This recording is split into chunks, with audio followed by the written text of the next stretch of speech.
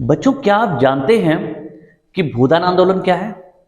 नहीं जानते? तो आइए आज मैं आपको बताता हूं कि आखिर ये भूदान आंदोलन है क्या। देखो बच्चों, ये जो टॉपिक है ना, ये बहुत ही छोटा टॉपिक है, लेकिन पेपर के पॉइंट ऑफ व्यू से बहुत ज्यादा इंपॉर्टेंट है ना। तो आप बने रहिए मेरे साथ इस लेक्चर में। मैं आपको बताऊंगा पूरी कहानी कि आखिर क्या है भूदान आंदोलन। देखो बच्चों, भूदान आंदोलन के बारे में जो हम बात करेंगे, ठीक है, तो ये बात है जिस समय हमारा देश आजाद हुआ। देश की आजादी में आपको पता है कि गांधी जी का बहुत बड़ा योगदान रहा, इसीलिए उन्हें राष्ट्रपिता भी कहा जाता है। गांधी जी अहिंसावादी थे। गांधी जी की जब डेथ हो गई, यानी कि गांधी जी की जब गोली मारकर हत्या कर दी गई नाथूराम गोडसे के द्वारा 1948 में, तो उसके बाद गांधी जी के एक बहुत बड़े अनुयायी थे, यानी कि फॉलोअर थे, और वो उनके आध्यात्मिक अनुयायी थे जिनका नाम था आचार्य विनोबा भावे। देखिए यहां पे मैं आपको बताता हूं, ठीक है ना, उनका नाम क्या था? आचार्य Vinoba Bhave.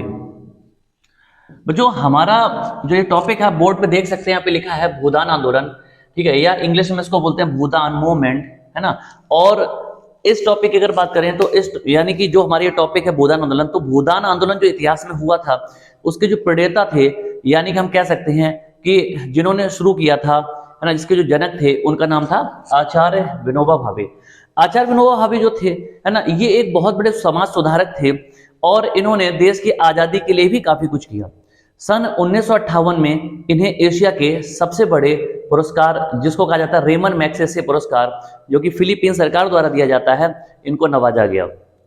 Ramon Magsaysay award की शुरुआत भी उस समय हुई थी। आचार्य विनोबा भावे का जो रिस्पेक्ट थी, जो सम्मान था, वो बहुत ज्यादा था पूरे देश में।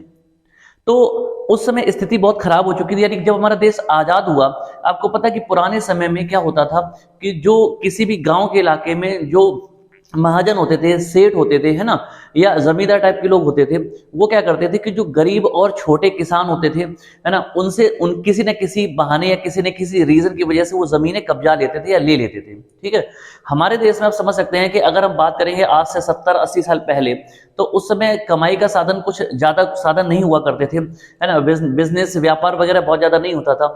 तो आय का जो मुख्य स्रोत था, जीवन जीने का जो मुख्य स्रोत था बच्चे, वो क्या था? वो था खेती, है ना। हमारा जो देश है वो कृषि संपन्न देश बहुत पुराने टाइम से रहा है, अब जैसे कि आप जानते हैं, ठीक है। तो पुराने जमाने में जो खेती थी वही जीविका का मुख्य साधन हुआ करता था। अच्छा, चूंकि टेक्नोलॉजी नहीं थी, जिसकी वजह से जो किसान थे, है ना, वो सारे के सारे किसान बहुत ज्यादा रईस नहीं होते थे, है ना। कुछ ऐसे किसान थे जो छोटे किसान थे, गरीब किसान थे, जिनके पास जमीनें बहुत कम थी। तो उस जमाने में बच्चे क्या हुआ कि जो आचार्य विनोबा भावे थे वो पूरे देश में अलग अलग जगह पर जाते थे, समाज सुधार की बातें करते थे। तो मैं आपको बताता हूं कि जो घटना हुई है, ठीक है। अच्छा, आचार्य विनोबा भावे जो थे, इनका जन्म कहां हुआ था? तो इनका जन्म हुआ था तेलंगाना में, यानी कि उस जमाने में उसे आंध्र प्रदेश कहा जाता था, ठीक है, आंध्र प्रदेश। ये बात है सन 1950 के आसपास की, ठीक है। आचार्य विनोबा भावे समाज सुधार के तहत पूरे इलाके में घूम रहे थे, तो एक बार वो आंध्र प्रदेश के इलाके में जब घूम रहे थे, तो वहां पर बहुत सारे जो छोटे छोटे किसान थे, है ना, वो आचार्य विनोबा भावे से मिले और उन्होंने कहा कि आप हमारे लिए थोड़ी सी मदद करिएगा। और वो ये मदद ये है कि जितने भी, है ना, जितने भी बड़े बड़े जमींदार हैं, उन्होंने हमारी जमीनों को ले लिया है, जिसकी वजह से हम लोग भूमिहीन हो गए हैं, यानी कि लैंड लेस हो गए हैं, ठीक है। किसानों की जो जमीनें थी वो ले ली गई थी, जिसकी वजह से उनके पास जमीनें नहीं बची थी। तो जब वो एक जगह पे जा रहे थे, पब्लिक से मिल रहे थे, तो अचानक से एक ग्रुप आया और काफी जो गरीब किसान थे जिनके पास जमीनें नहीं थी, उन्होंने आचार्य विनोबा भावे से कहा कि आप हमारी जमीनों को वापस दिलवाने में हमारी मदद करें। जब ये घटना हुई तो इन्होंने इस घटना को गंभीरता से लिया और उन्होंने स्थिति को समझा। उन्होंने समझा कि भाई अगर इनके पास जमीनें नहीं है और आय का कोई दूसरा स्रोत नहीं है, तो इसका मतलब इनका जो जीवन यापन है वो होना मुश्किल है। इसके तहत उन्होंने एक आंदोलन चलाया जिसका नाम रखा गया भूदान आंदोलन या फिर भूदान मूवमेंट, ठीक है। यहाँ पे आप देख सकते हैं कि बोर्ड पे लिखा हुआ है भूदान आंदोलन, ठीक है। अब देखो क्या हुआ, आप नाम से समझ सकते हैं, भूदान का मतलब क्या है, जमीन का दान करना, ठीक है, जमीन का दान। अच्छा, आप चूंकि समझ सकते हैं कि जमीन आज की डेट में भी, है ना, कोई अपनी जमीनों को उठा के किसी को दान नहीं कर देता, किसी को नहीं दे देता। तो उस जमाने में भी जमीनों की वैल्यू थी, क्योंकि जो बड़े बड़े जमींदार थे उन्होंने बड़ी मुश्किल से जमीनों पे कब्जा किया था, है ना, गरीब किसानों की जो जमीनें थी काफी ले ली थी, तो उनके पास तो काफी जमीनें हो गई थी, लेकिन कुछ ऐसे किसान थे जिनके पास कुछ भी नहीं बचा था। तो वापस उन जमीनों को दिलवाना एक बहुत बड़ा टारगेट था, है ना, एक बहुत मुश्किल लक्ष्य था। तो अब होता क्या है, जो घटना हो रही है वो बात है सन 1950 के आसपास की, ठीक है, 1950 के आसपास की। इस समय क्या हुआ बच्चे कि चीन में, यानी कि जिसको हम चाइना बोलते हैं, ठीक है, चीन में वहां पे सरकार बदली और चाइना में भी कुछ इस तरह की स्थिति हुई।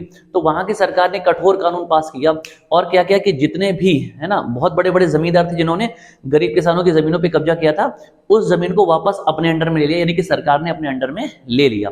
अच्छा, ये घटना जो कि चाइना की थी, तो कुछ इसी तरह की जो स्थिति थी भारत में भी बनने लगी।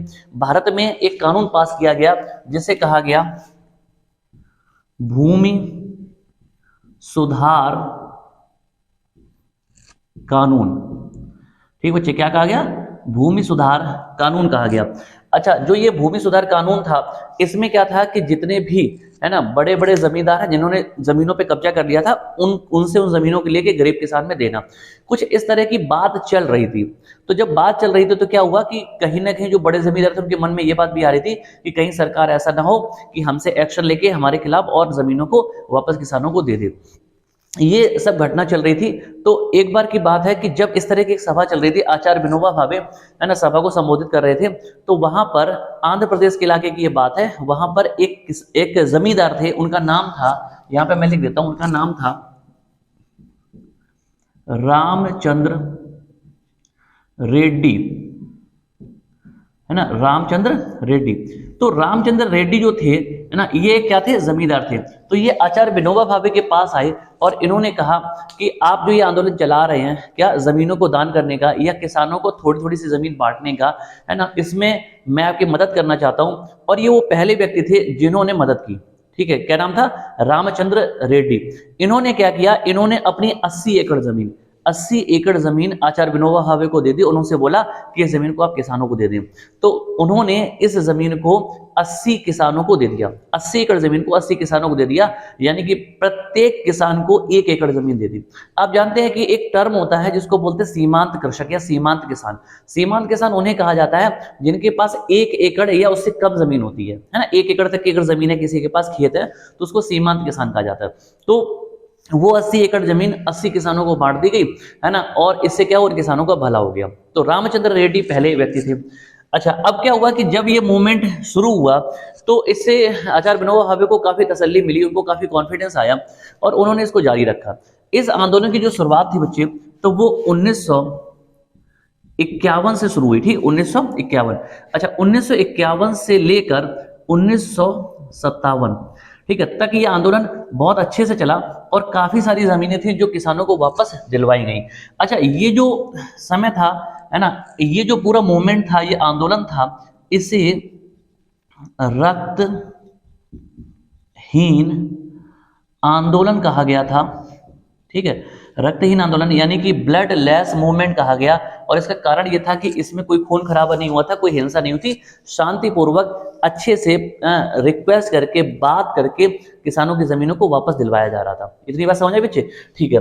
तो बात थी 1951 की। 1951 में 1951 में ये आंदोलन शुरू हुआ, है ना, और 1957 तक ये बड़ी मजबूती से चला, लेकिन उसके बाद ये कुछ धीमा पड़ने लगा और फाइनली ये 1969 तक चला, ठीक है। तो लगभग हम कह सकते हैं कि 18-20 साल तक ये आंदोलन चला और इसके बाद ये समाप्त हो गया, है ना, क्योंकि जो कंडीशंस थी, है ना, तो वो इतनी फेवरेबल नहीं थी, इतनी अच्छी नहीं थी और आचार्य विनोबा भावे ने बहुत ज्यादा कोशिश की।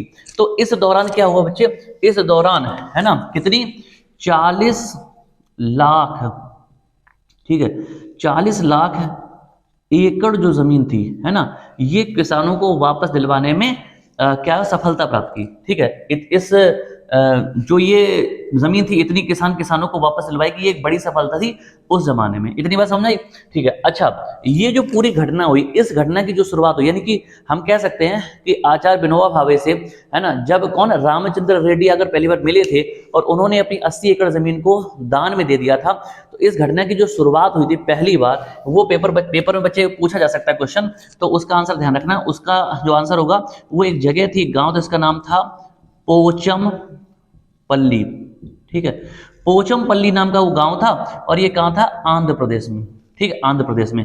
तो आंध्र प्रदेश के पोचमपल्ली नाम की जगह पर, है ना, कौन, रामचंद्र रेड्डी आचार्य विनोबा भावे से मिले थे और उन्होंने अपनी 80 एकड़ जमीन इनको दान में दे दी थी और इसका इन्होंने वो किसानों में बांट दी थी। इतनी बात समझ में आई? ठीक है।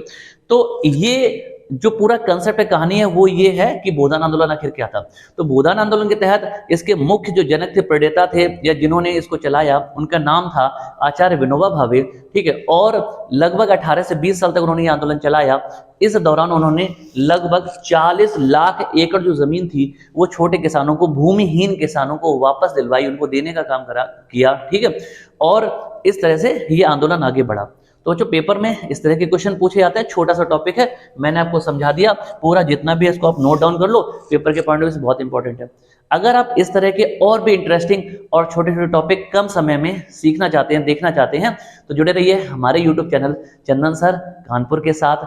अगर आपको ये क्लास अच्छी लगती है तो आप मेरे चैनल को ज्यादा से ज्यादा, बल्कि मेरा नहीं, ये आपका ही चैनल है, तो आप अपने चैनल को ज्यादा से ज्यादा दोस्तों के साथ सब्सक्राइब और शेयर करवाते रहें। ठीक है बच्चे, मिलते हैं अगली क्लास में, तब तक के लिए जय हिंद।